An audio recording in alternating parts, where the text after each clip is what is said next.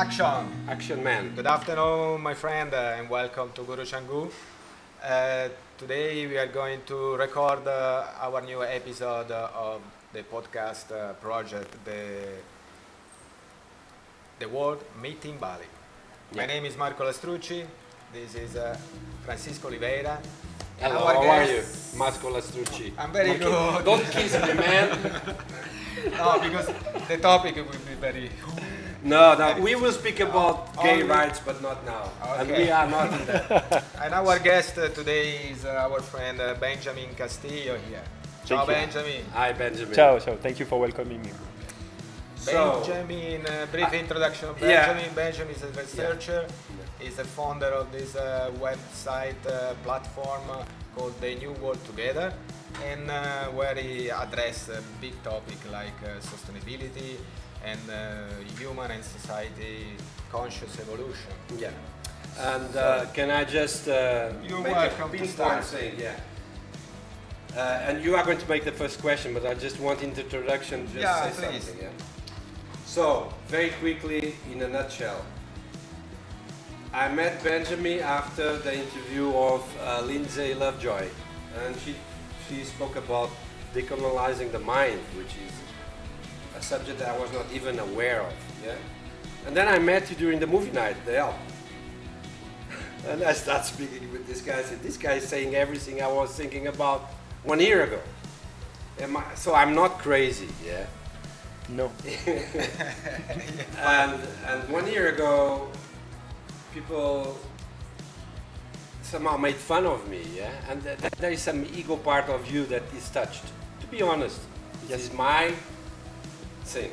I'm not saying you feel the same, because it's very real. It's very real for you, but then because you are not maybe touching the subject that people feel comfortable with, the first reaction is very based on what Schopenhauer says. The truth has three stages. First is ridicularized. Second is fight it with all the weapons you can. People just may destroy you. And the third, when they cannot win you, they say, "Oh, it's self-evident." They just say, "Oh, I said that 1 year ago." Yeah, they say exactly the opposite they said before. And this is the way I would like to start. And then Marco now has the first question to you. But I think you are going to bring some awareness to this subject. And we are not going to La La Land, to conspiracy theories. We are going to be in the science field.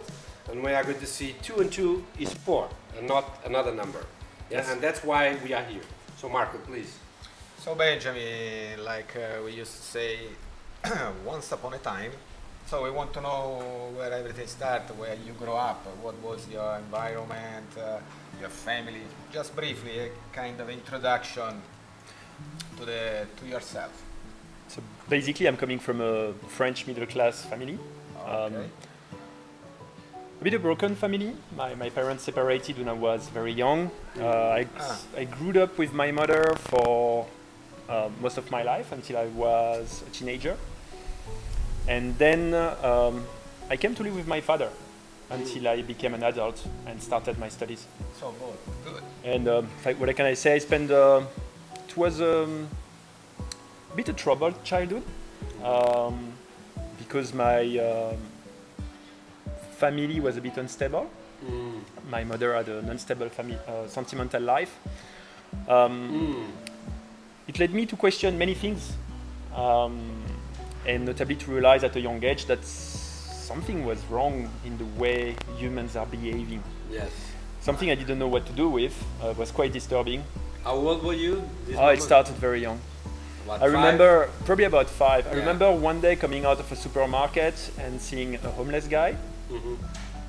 Okay. And so there was this abundance of resources, and then there was this man who was in total misery, and it didn't make sense to me. No logic. And so I remember asking my mother for a coin to give to that man and feeling very disturbed, like, what is this? And then, of course, that was just the beginning of me questioning how things work. How did your mother react to this? I think she was touched that I did it. I think she realized at a young age that I was very sensitive. At the same time, she was also worried that I would not fit in, and so that I would not be tough to survive in the jungle. not tough enough to survive in the jungle, and so that is the thing. The jungle. We're gonna talk about. And then your father, and how my you relate with him? My father was actually a very amazing figure, very strong personality, very honest. Very correct. Very correct. A bit strict, and somebody who's passionate with horses. Horses? Yes, he loved to. So the work of your father? He was a veterinarian. Yeah, he was a veterinarian, and also and passionate about horses, doing competition, equestrian. Wow. For gambling, for bets, this kind of competition? No, like for the sport, Okay. Yeah. That was his life. That was his life, basically, living in the countryside and living cut from the consumerist society. I mean, he was always like a kind of horse whisperer. Yeah, exactly. Someone who's taking horses who are very young and teaching them how to be ridden. And horses are very intelligent. Very intelligent and very sensitive. They feel everything. They feel everything. Yes. And the school? The school was okay. That's a long. Well, I was moving with my mother, depending on the evolution of her history. What can I say about school? As a teenager, I ended up in a religious school called Don Bosco. Oh wow, Don Bosco. Yeah, and I was. We had one in Lisbon. Yeah, so I know now what about religious trauma syndrome, thanks to them. Wow. For me, it was really in that school was like this, like they. Couldn't stand. I didn't fit at all, and so I became a rebel at that time. And it's basically after that I went back to my father. Like my father was. So your mother say, do something with him because I cannot. My mother couldn't deal with it anymore. So she wanted you to go through the Don Bosco school, and you. It was more like a practical choice. Like she was working really hard at the time, and she needed a place. And she needed a place that could take care of me. And then probably she had seen that I was a little bit, strong-minded, and that I didn't care so much about school discipline. And I think it was my grandmother who had, she had shown the statistics that 99% of those who are in Don Bosco school get their high school degree. Oh God! And they succeed in the corporate world or whatever. They succeed in the current paradigm. So I was sent there. They succeed everywhere. So it was, it was for me. It was eye-opening in a way, but it was also very disturbing. Until when you stayed in this school? Until I was 15 years old. Then I was from 11 until 15, basically. Then I was my father met me, and then I had a different type of education, really strict. But I came in a regular school, which wasn't religiously oriented, and I discovered a different side of education. So the second school you went through, your father is a normal. It was a private, but not religious, not strict. No, not so strict, and not so focused on, I would say, indoctrinating religious values and discipline. And did you decide the degree you wanted to study? At the time, I didn't know, so it was a big thing. Like my parents were telling me, like, okay, you need to have a degree, you need to study, and I didn't know. Like nothing seemed really to make sense to me. Okay.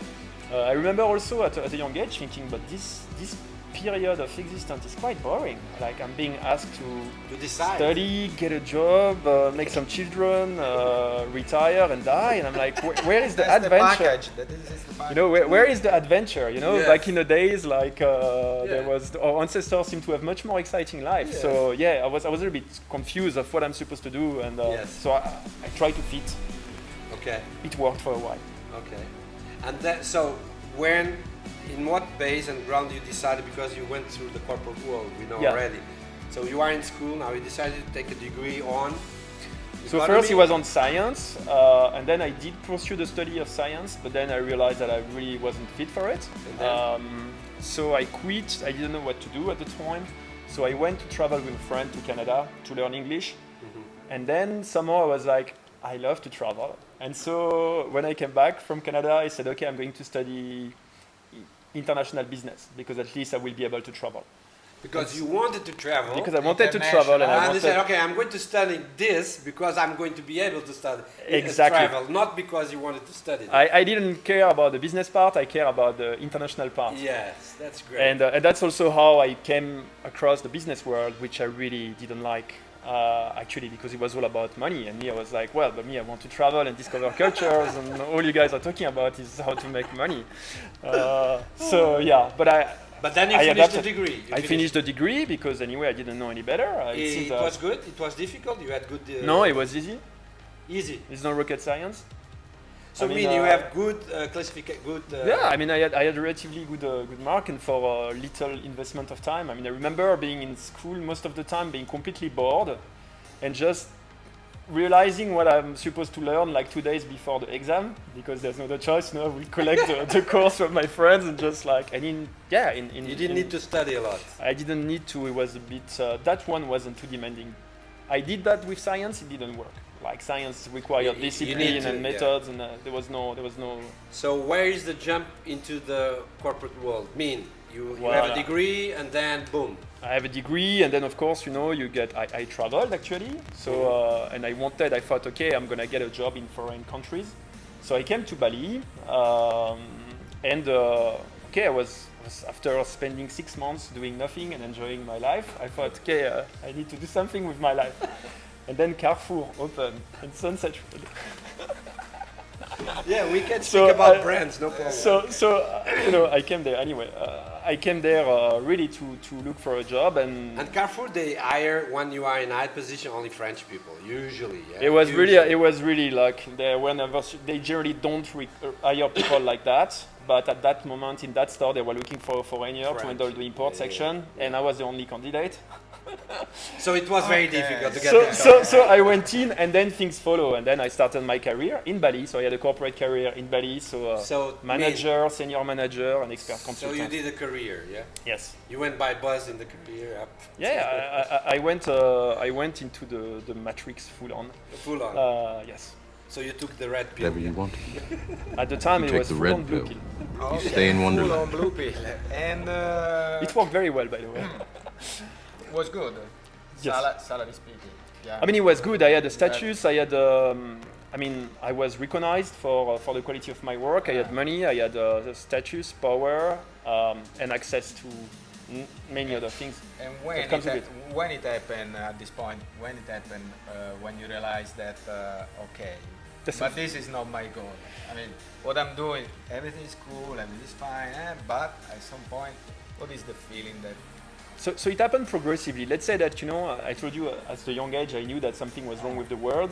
Yeah, exactly. And so particularly I could feel in my guts that we are on a trajectory with self-destruction. But it's something that I couldn't really understand or grasp. It was just a disturbing feeling, like this is... How you...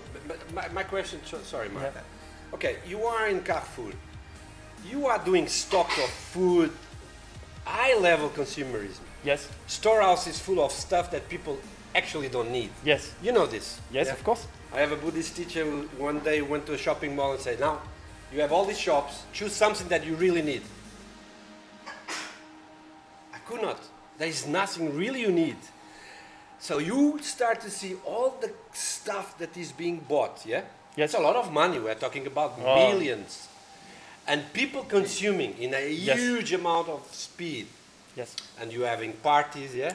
Oh, yeah. Having fun, money in the pocket.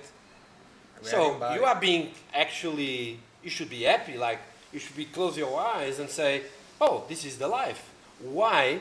It's a paradigm. It's like opposite what you should react. Why you think you had this awareness?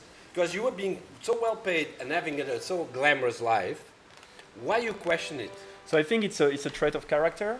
I realized one day, when I was young actually, and I was looking at these homeless people, and I saw how people could just detach themselves from that reality. And I asked myself, do I want to be like that?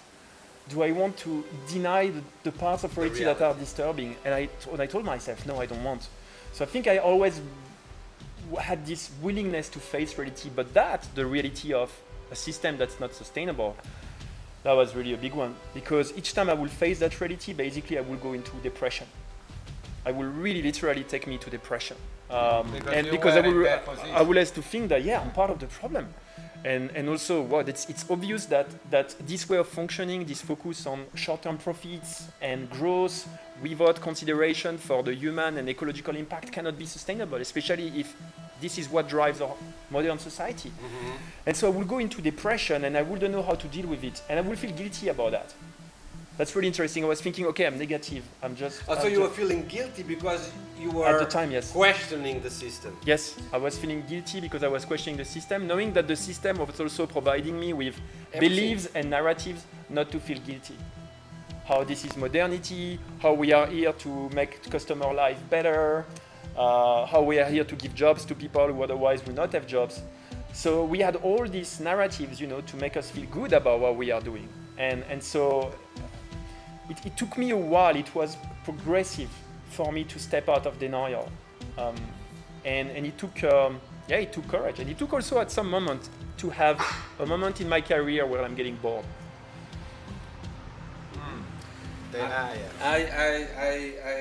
Man, it's very interesting because I was at a certain stage, not in the corporate. I had my own company. My question mark was the invasion of Iraq. I saw the bombing live. You remember that day? Yes. And everybody said, yeah, they are going to kill Saddam Hussein.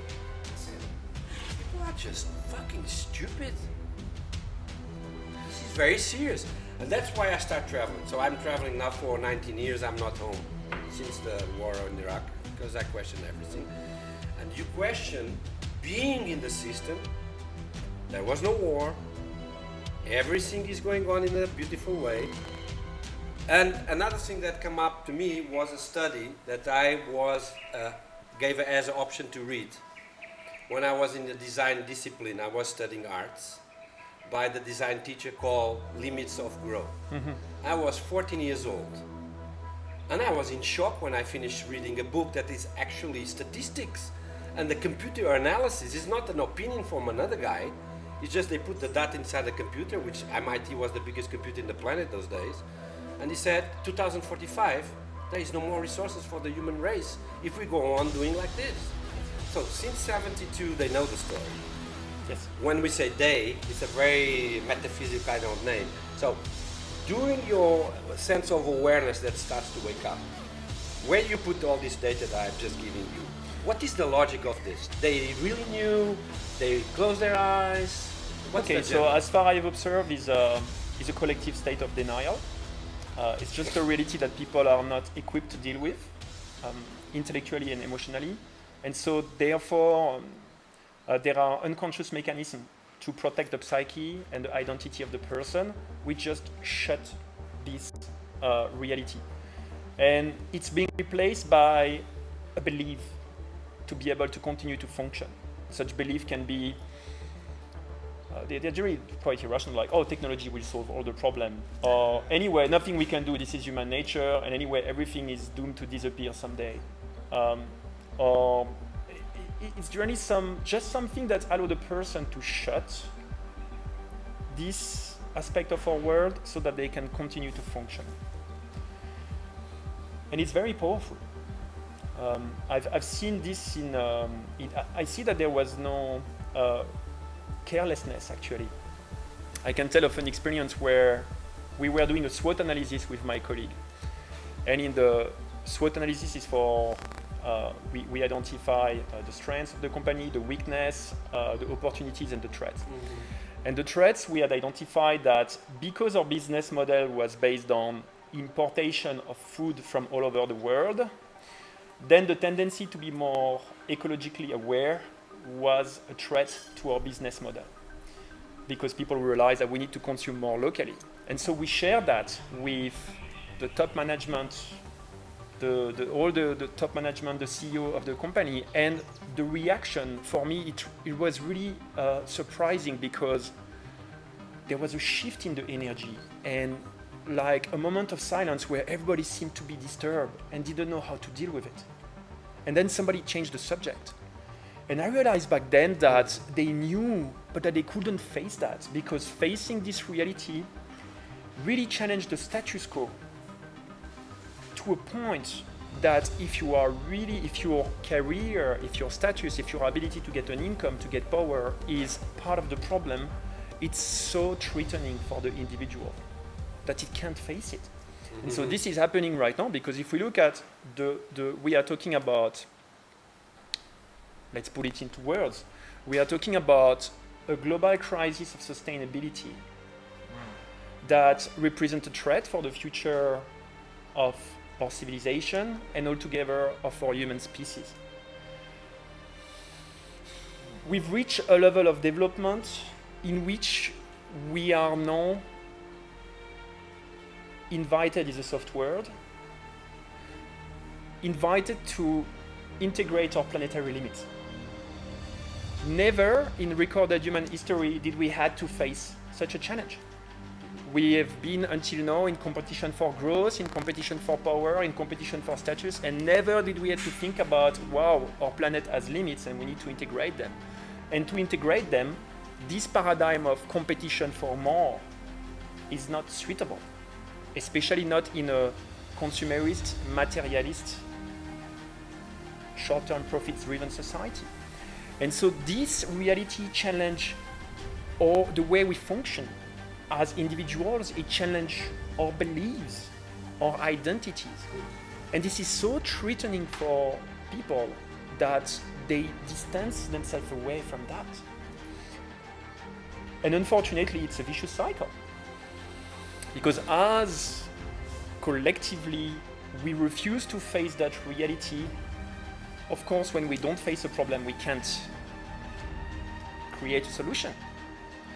And so we are perpetuating it. And the situation is getting worse and more threatening and more disturbing. And so we are stuck into this vicious cycle, running away from the insanity of our world, which makes our world more insane and more difficult to deal with. And so right now, we have obviously it's becoming more and more clear. You know, the IPCC report, IPCC is climate change. Yes. The consortium of specialists, and climate change is sorry, because here we start diving into the subject. Climate change is one symptom of unsustainability. So I insist, because many people think that, oh, we need to address climate change. It's like, no, you know. If we have a flu, the running nose is a symptom, but it's not the thing to address. Yes. Right? It's a sign. So climate change is one sign among many other that our time has come to work together to integrate our planetary limits, and that requires profound change.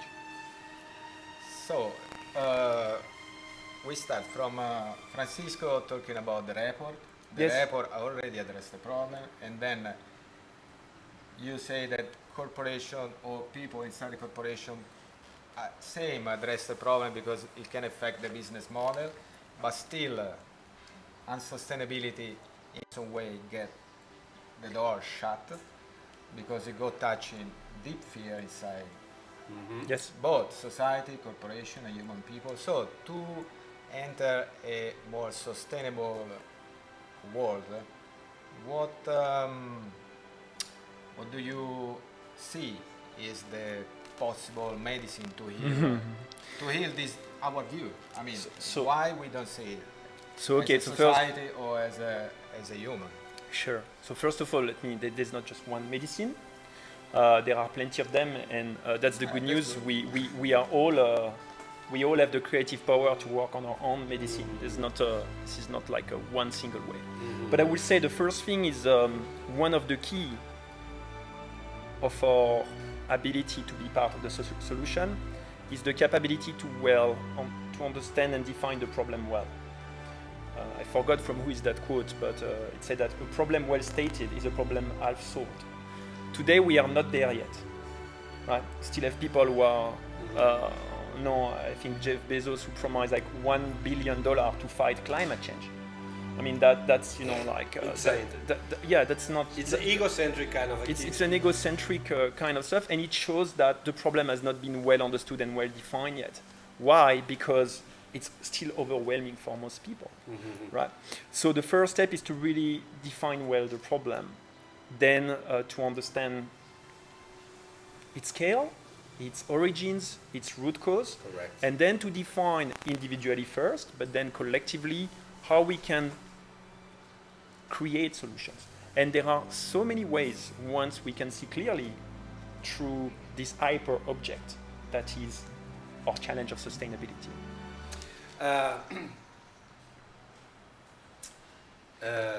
In the 70s, when Yes. this report came out,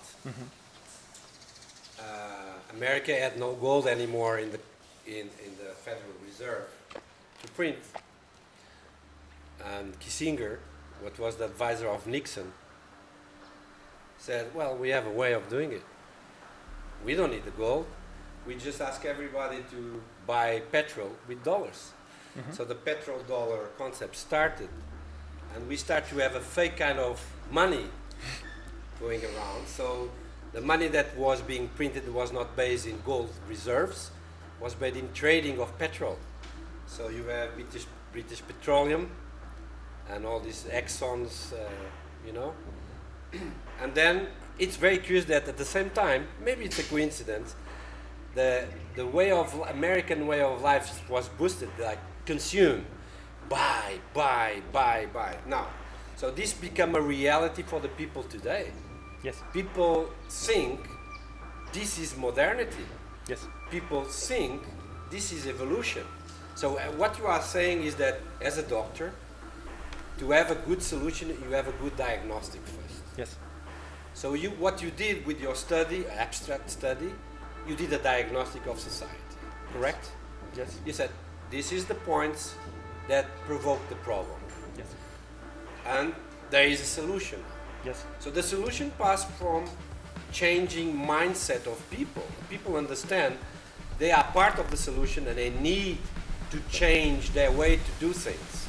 And it's not about the government, it's not about Jeff Bezos and the guy from Microsoft. It's about we. Yes. We have a responsibility. We are not anymore kids from mama and papa. We are mature enough to say we cannot consume, we cannot do this. It's not about they, because when we speak about they, it's always an abstract figure. They is like, oh, the corporations, they are these groups, and the government are these groups. But then we don't take the responsibility to us. So the question I'm asking you, how can you pass this to people? Because people are going to reject, very obviously, saying you are going to change your life forever. So first of all, I mean, so no, you are not. First, change is a constant. Yeah, so, impermanence. So impermanence is part of reality. So change is a constant. Okay. So it's also about learning to embrace this aspect. Then second, I will say that there's not a one rule fit all. For some people, consuming is the need right now. Right? For some people, Consume less. consuming more. Some people are not consuming enough.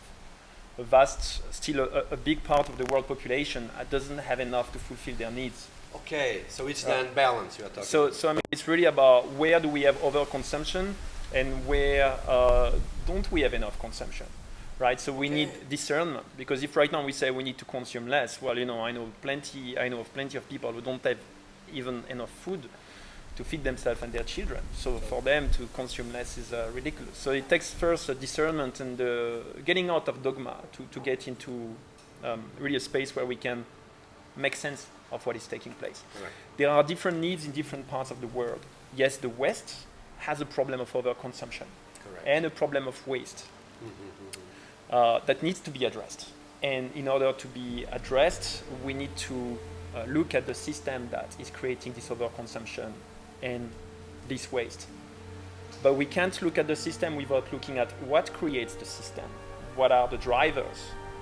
And those today, as where we have really focused our research, are not conscious. So we are doing cruise control mode, as you Yes. know. Okay. Yes. So the drivers, the drivers of unsustainable patterns today are not conscious. And should I go there? Yes. According to our research, No. I'm gonna, so this is not quite big. We are opening the Pandora box right now, but I think it's the key of the problem, the core of the problem, and the core of the solution. So looking there for me is really key.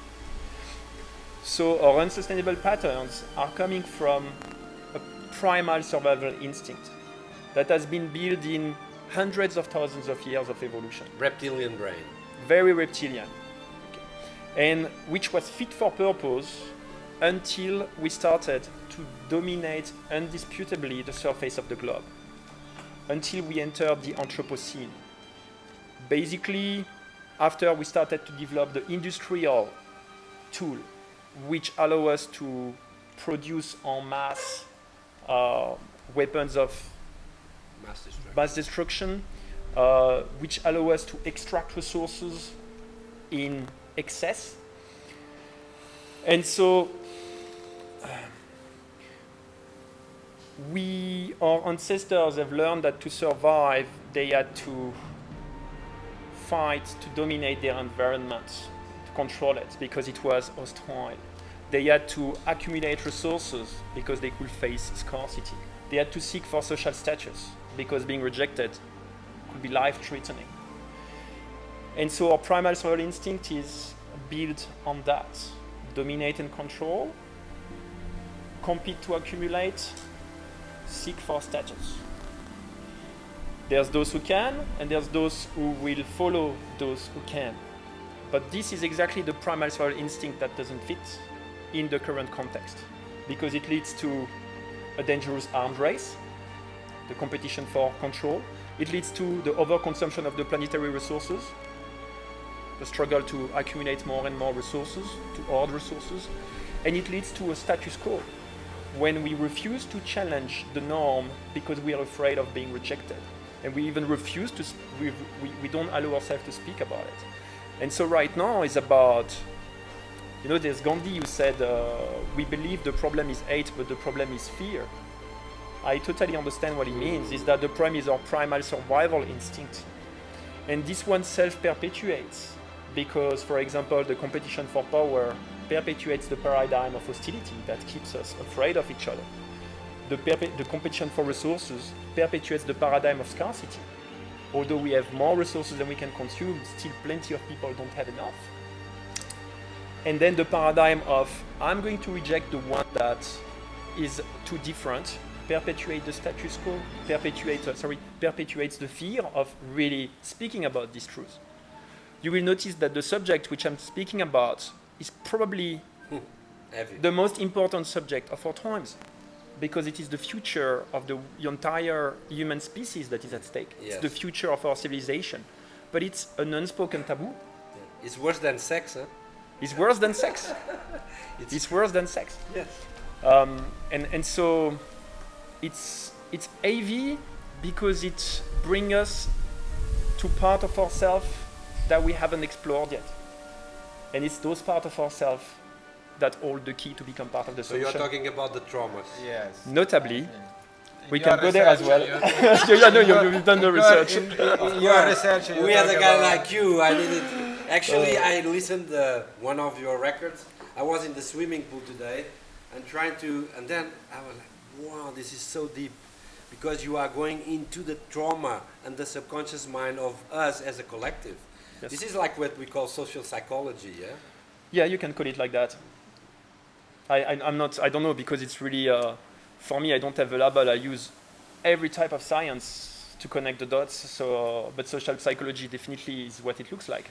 There's also history, there's also economy, there's also geopolitics. I mean, there's everything. I would like, Marco, if you allow me, and I know that it looks like we go back, but this is going front. Because you say the subject is so sensitive that people reject. Yes. And they reject because they don't want to become unstable, mentally unstable. Depressed. And you become. Can you just, in a nutshell, for the audience, and to give us some of the juice of what you went through to go from denial stage to now being like a nice guy, having a nice conversation, so everybody's exploring really territory and taking you serious, and you are relaxed. What you went through psychologically speaking? So wow, and what I'm still going through sometimes, by the way. But the AV part was when I did cross that separation. So I have to go back into the context. I was at the top of my corporate career. I was an expert consultant. I was paid a lot of money. I was traveling all over the world and based in Bali. And I was at the most depressed state because what I used to compensate my anxiety was to do a lot of sport. So, I would exhaust myself physically to not think, make myself busy to not think. And at that moment, I had an injury practicing kickboxing and another injury practicing football. And so I was physically incapacitated. There was no way for me to run away. You could not release the steam. Yeah? I could not release the steam. And so I started to become like crazy. And I went to see my psychologist and she said, why don't you go to this meditative retreat? And I couldn't say no because, it was just happened to be happening and it just happened that it's a promise I had made myself 10 years ago and I didn't have any excuse anymore to not do it. So I went. And so when I went to this meditative retreat, it opened many doors. Wow. And I knew when the door opened that on the other side there would be the responses to these existential questions. And I also knew that I would take the risk of going insane and lose my life if I was going there. And there was a bit of fear, but I realized my life is so meaningless. And I can't stand to just do nothing and witnessing this happening. I will just go. And so indeed it took me through insanity. That year I was institutionalized 4 times. It was extremely violent. I didn't have the cognitive tools and knowledge that I have today. It was me losing myself into this overwhelming energies and information. And I finally made it across. And since then, I've been able to grasp the problem, its solution, in a way that is easy to digest. And so that allowed me also to share it in a way that I don't say it's easy to digest, but it's easier.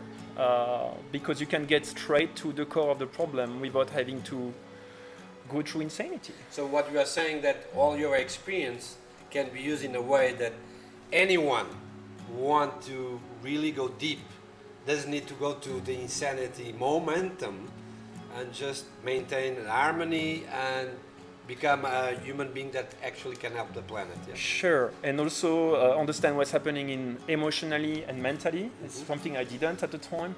So I was having huge emotional release and crazy thoughts, and I didn't have. The psychiatric world didn't understand what I was going through. This is new, even for the psychiatry world. Yes, I think so. This is new, because according to them, when it happened, I was done. I was just to take my medication all my life, and there was no way through.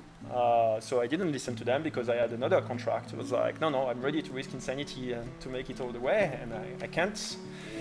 Wow. It was kind of a leap of faith. But what I can see is that on the other side, there is sense making, there is self-knowledge, there is infinite potential of creation. And I think that's where we're going, because I don't see how the old ways can be sustainable. The binary ways, my belief against your belief, and what has kept us in the old paradigm. I don't see how this can be sustainable. So what do you told us just now, your, let's say, problem, psychological problem. That can be what you're talking about in your research, the trauma. Yeah. Some way they're related to that kind of trauma. Yes. I mean, the personal one. So let me tell you how I explain it simply. To not deal with our individual and collective traumas, and there are many in the individual and collective unconscious, we've basically shut and repressed this using very rigid beliefs and very rigid concept of identity, right? To which we define ourselves and the world in which we live. It's very restrictive, but it allows us to repress our deepest fear and our deepest trauma and the emotional pain associated with it. Now, when this belief dissolves, the fear and the trauma associated with it surface. I'm going to give you just an example. Imagine This is going to be sensitive maybe for some people in the audience, but I apologize for that. I have to take an example that is tangible.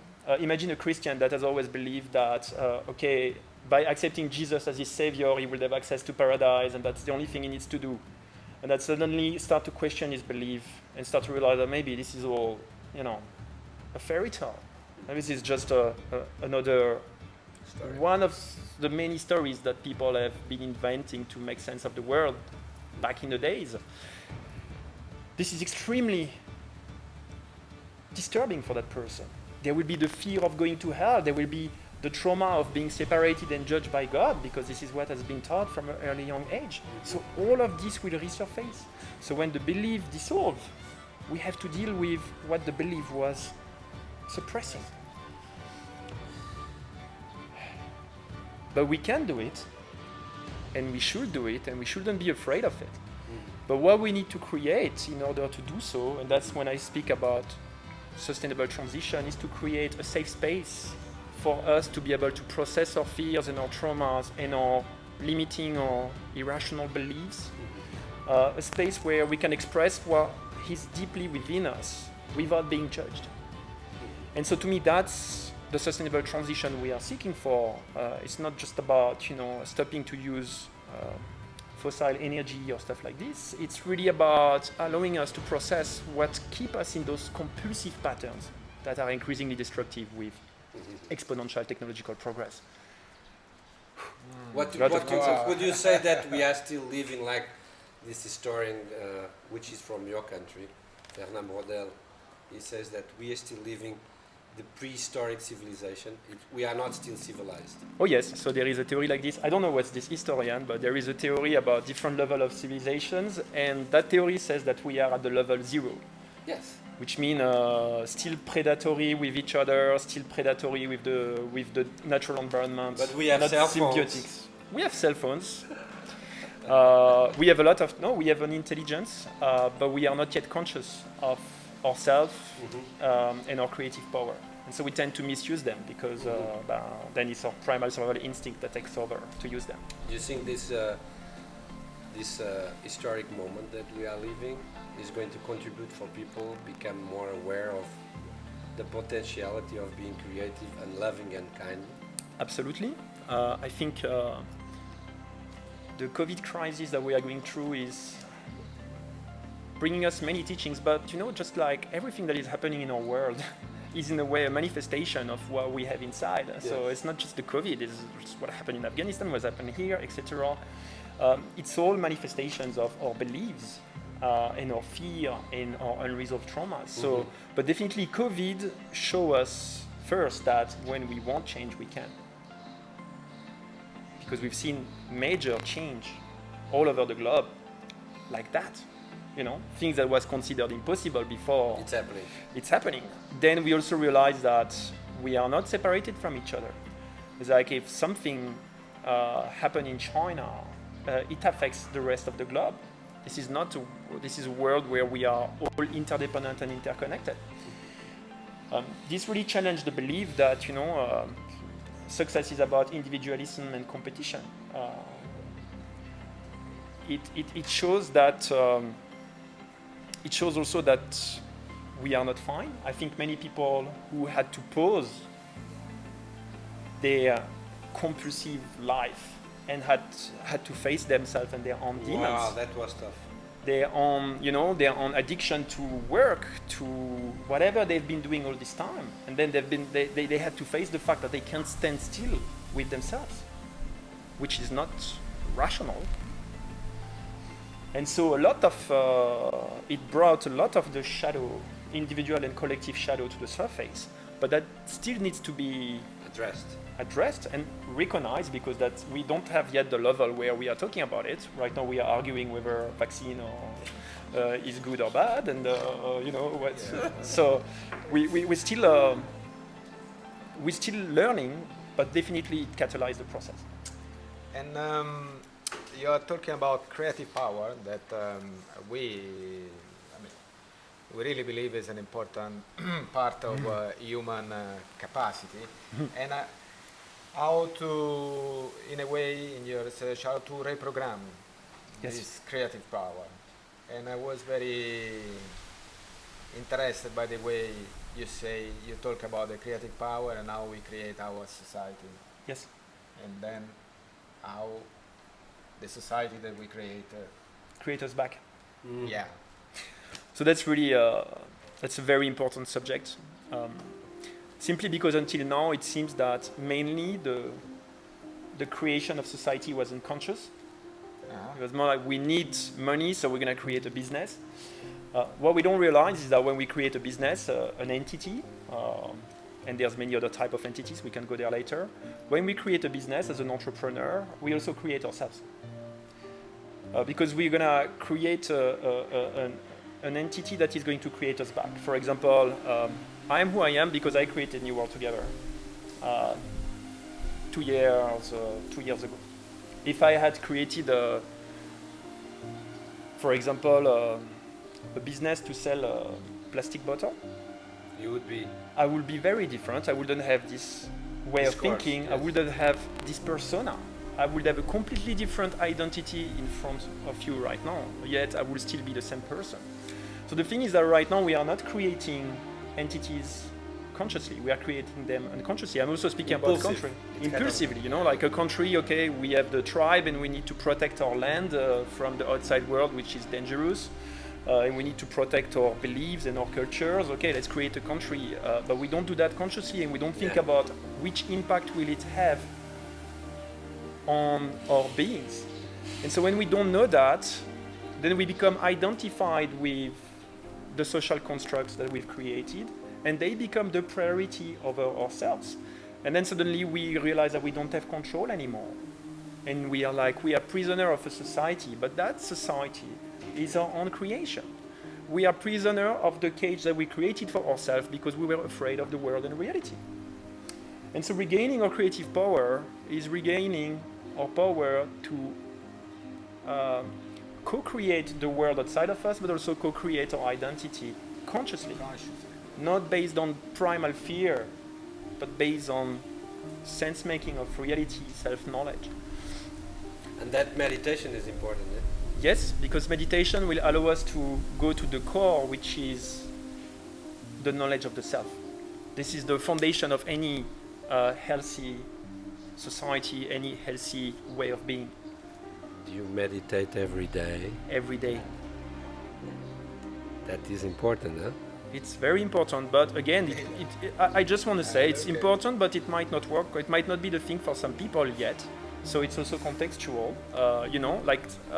We are all different, and for some people it could be very different. It could just be maybe some people don't need to meditate; they need to do Thai boxing because they have too much anger to release first before they can meditate. Yeah, you can do. So, you can do both. Actually. You can do both. What I mean is that I don't want to be dogmatic, but but definitely meditation helps to reconnect to the self, and reconnection to the self is really key if you want to be part of the solution. So how you achieve this name you have there without meditation? Difficult. Thai boxing would be a good one? No, I think I would bring a more. I think every life experience, participate in expanding consciousness. But meditation will definitely allow you to do it more consciously. And you don't need a lot, like 10 minutes, 15 minutes is more. Exactly, and yes. Some people do more and some people do less, but at least I would say try, because that's definitely a tool that will help you to become more self-aware, which is key to taking back control over these primal impulses that are unsustainable. We can go on hour and hour. No. We love it, Mr. Benjamin. I have a lot to say. If you don't want to go, I have some stuff to go. And this is regarding three things. Mm-hmm. You spoke about creating your own world, yeah? Yes. We created here in this space something. Yes. It started with movie nights, with debates. I didn't know what I was doing. I'm honest. I already told everybody. There was no agenda. But I felt that the world was changing. And see, now we have a podcast, and actually the most important part is the meditation program we are going on. It's very interesting to see. We have a group of people, the intermediate class, they are really stick to this, and they really feel, and they tried many kind of meditation practice, and the thing is that they are doing every day. So the routine, the mental exercise or the meditation experience daily makes the difference. It's not because you are an expert, it's because you do it every day, then you start to have a result.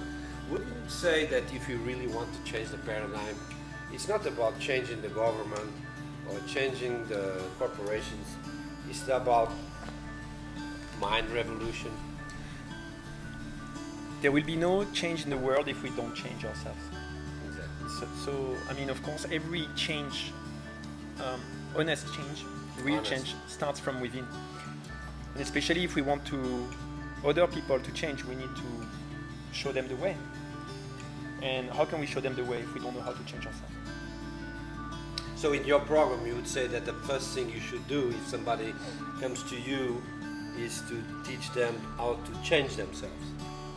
Or not change, acknowledge the trauma inside and then work with it, and then...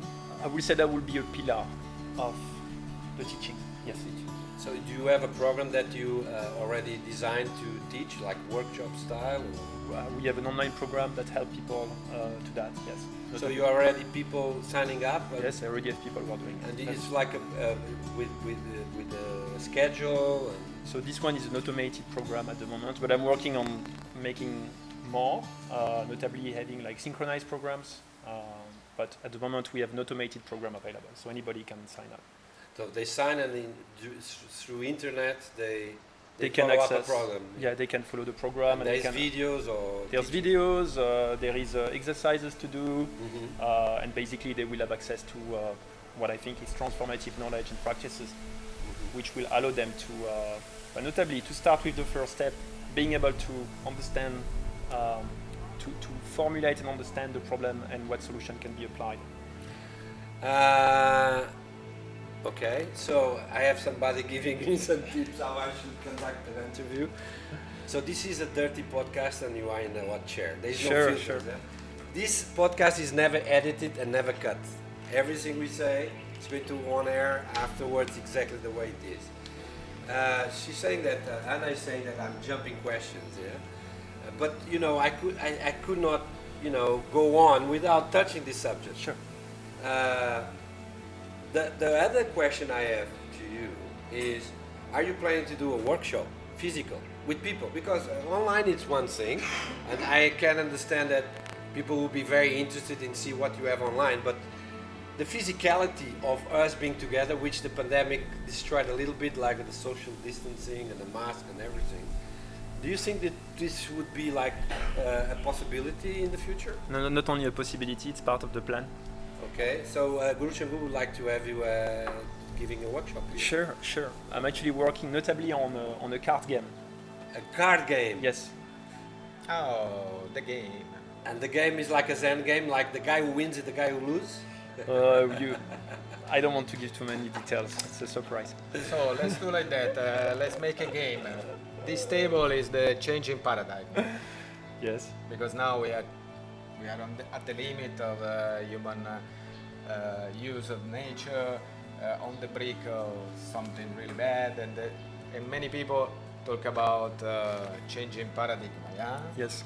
So if this is the table of the new paradigm, and you have choose 3 things that you want to be part of the new paradigm, what did you choose? What did You mean choose? 3 pillars of the new paradigm? Yes. That people can recognize it. It's not abstract, it's like logic. Exactly. Yeah? Okay, because one thing, like for me, defining the new paradigm will be a little bit arrogant, because we are gonna co-create it, obviously. I'm not the one who's gonna define it for others, right? Don't be shy. Don't be shy. Here we are testing. No, but okay. it's all right. I understand this. But for sure, if you want my point of view, Your point Of of course.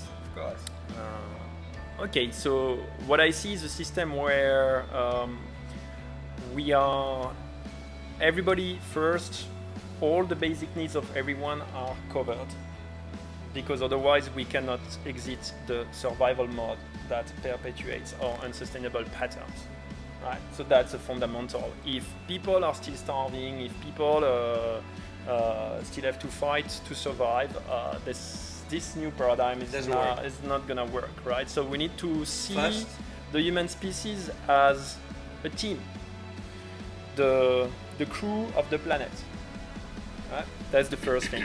So the fundamental needs must be satisfied. The fundamental needs must be satisfied. Of course, that doesn't mean that doesn't mean that everybody should be equal, etc. But I see that basically a system of reward that works on discouraging what is toxic to the world and encouraging what makes it a better place, which means like what protects, what enhances life. A place where self-realization is fundamental to our existence, and so the ability to be ourselves and express ourselves fully without judgment is respected, without judgment, and where we take care of each other. A place where, of course, we co-create consciously the society that serves us and serves life on Earth, and a place where, of course, where we are united because we understand that what we share in common, our planet, our humanity, and the universe, is more important than what divides us.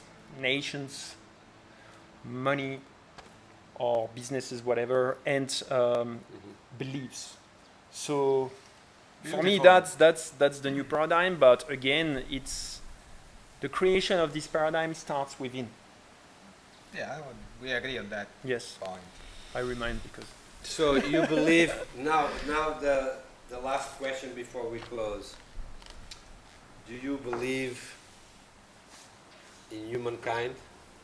Yes, but I believe in both our creative power and our destructive power. Yes. I believe both our ability for unconsciousness and our ability for consciousness. But yes, what I see, I'm coming from a family which sees human species as evil. Okay. And I've inherited from that, and I've completely changed. I don't see the human species. So your father liked horses because he ate humans? My father, my mother, my grandparents, they saw the extent of evil that I call it unconsciousness, of selfishness that humanity was capable of, and that's what they stick on. What I realized myself is that it's not evil, it's unconsciousness, and this unconsciousness is deep-rooted in trauma that have created a separation from the true self. It's what the Indians call avidya, ignorance. Yes, unconsciousness, ignorance, and fear. For me, they are the three pillars. pillars. The fear comes for ignorance. They are all interdependent. Yeah, if you are aware, you are not afraid because you know you have a solution. Yes. If you are ignorant and you don't know, then you develop fear. And the iconic moment of fear is the atomic bomb. That's exactly the opposite of, that's what it represents. We are so afraid that we create something that can destroy everything. Yes. It's based on fear. Yeah. And we are so afraid of ourselves and each other. You feel that, yeah? You still feel that when you have this kind of conversation, people get a little bit like, this guy is strange. Okay, so first, like, it's very hard to have these kind of conversations in a non-prepared settings. So it will take specific, already kind of. People reject, yeah. They are very disturbed, and they don't know how to deal with it. So basically, they will change subject, or and they will move away. Because they don't know how to deal with it emotionally, etc. And this is really out of the norm at this moment. Mm-hmm. So you don't think that putting some funniness, because we as human race, I said this in the first podcast, we are funny. So, but it's funny. It is funny. I mean, in a way, there is, in the tragedy, there is a divine comedy. Yes. We are afraid to know who we are, and so we run away from ourselves, and so we are doing all this nonsense. It's kind of comical. And then we die. Oh, we are going to die happily. Oh, we are disappearing. It was so funny, yeah. Yeah, so we want to embrace life, but we are afraid of death, so that doesn't work. Yeah. Because the two of them are two sides of the same coin. So we are very, in a way, it's comical. It is very cool. And I think one thing I can share with you is I noticed that it's not so much the subject that is AV, but is what's inside of our us that get triggered by the subject. Yeah. The subject is actually very light. So we are going to close it with a sign of hope. We are going to do editing with a lot of funny stuff here, so people are going to see it until the end. Okay, so images. here's the Earth. Chilling. Damn, that is a sweet Earth, you might say. Wrong! Alright, ruling out the ice caps melting, meteors becoming crashed into us, the ozone layer leaving, and the sun exploding, we're definitely going to blow ourselves up. Okay. So basically, we've got China, France, India, Israel, Pakistan, Russia, the UK, and us with nukes. We've got about 2,600 more than anybody else. Whatever. Anyway, one day we decide those Chinese sons of a bitches are going down. So we launch a nuke at China. While it's on its way, China's like, shit, who the fuck is shooting us? Oh well, fire missiles. Then France is like, shit guys, we got the missiles, they are coming, fire our shit. But then let's have a nap. Then fire the missiles! Meanwhile, Australia is down there like, WCF mates. India, Israel, and Pakistan launched their shit, so now we've got missiles flying everywhere, passing each other. Russia's like, ah, motherland! Then England's like, about that time, eh chaps? Righto. So now the US is like, fuck, we're dumbasses. Canada's like, what's going on, eh? Australia's still like, WTF. Mars is laughing at us, and some huge meteor's like, well, fuck that. So, now we've got nuclear winter. Everyone's dead except Australia. And they're still like, WTF. But they'll be dead soon. Fucking kangaroos. But, assuming we don't blow ourselves up, us Californians just have to worry about California breaking off from the United States to go hang with Hawaii. Alaska can come too. The end! Huh? Jerry, thank you for coming. Lotus, I love you. Huh? Are you a tia? Tia means aunt in Portuguese. Huh? Valentin, Saint Valentin. So thank you so much, all the guys here. Thank you so much. Thank you for coming. Thank you for having the courage to discuss this subject. Yeah.